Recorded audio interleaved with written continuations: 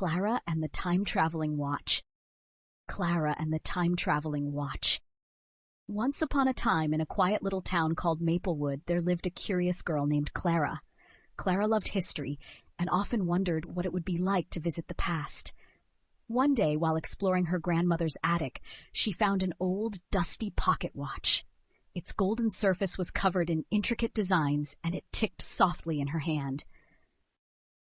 As Clara held the watch, she noticed a tiny engraving, "Turn the hands to travel through time." Her heart raced with excitement. Could it really be magic? She turned the hands to a random time and suddenly felt a rush of wind. When she opened her eyes, she was no longer in the attic. She was standing in the middle of a bustling medieval marketplace. People in old-fashioned clothes were selling bread, pottery, and fabrics. Clara's eyes widened as she took it all in. "This is amazing," she whispered. But before she could explore, a young boy bumped into her. "Sorry, I'm late for my night training." "Night training?" Clara asked. "Can I come?" The boy, whose name was Thomas, grinned. "Sure, follow me." Clara spent the day learning about life in medieval times. She watched knights practice sword fighting, helped Thomas polish his armor, and even tried on a princess's gown. But as the sun began to set, Clara realized she needed to get home. She turned the hands of the watch and found herself back in the attic. The next day, Clara couldn't resist trying the watch again. This time, she turned the hands to a future date. In a flash, she was standing in a city filled with flying cars, towering skyscrapers, and robots walking alongside people. "Wow!" Clara gasped. A friendly robot named Bex approached her. "Hello, are you lost?" "I'm just visiting," Clara said. "Can you show me around?"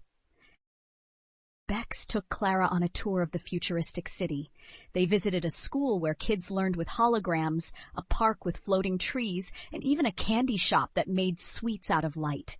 Clara was amazed, but she knew she couldn't stay forever. She thanked Bex and returned home. Over the next few weeks, Clara used the watch to visit different times and places: ancient Egypt, the Wild West, even the age of dinosaurs. But one day, as she was about to turn the hands of the watch, she noticed it was ticking slower. "Oh no," Clara said. "What if it stops working?" She decided to visit one last time, her grandmother's childhood. When she arrived, she saw a young girl playing in a garden. It was her grandmother, Lily. Clara introduced herself, and the two spent the day playing games and picking flowers. Before she left, Clara gave Lily a flower to remember her by. When Clara returned to the present, she found her grandmother waiting for her in the attic. "I thought I recognized you," Grandma Lily said with a smile. "You gave me this flower when I was a little girl." She held up a pressed flower in a scrapbook. Clara hugged her grandmother. "I didn't know it was you."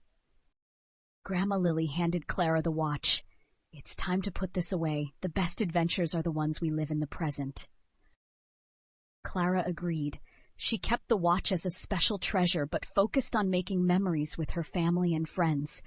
And whenever she looked at it, she remembered the incredible journeys she had taken and the lessons she had learned. If you like this story, please like and subscribe for daily video uploads.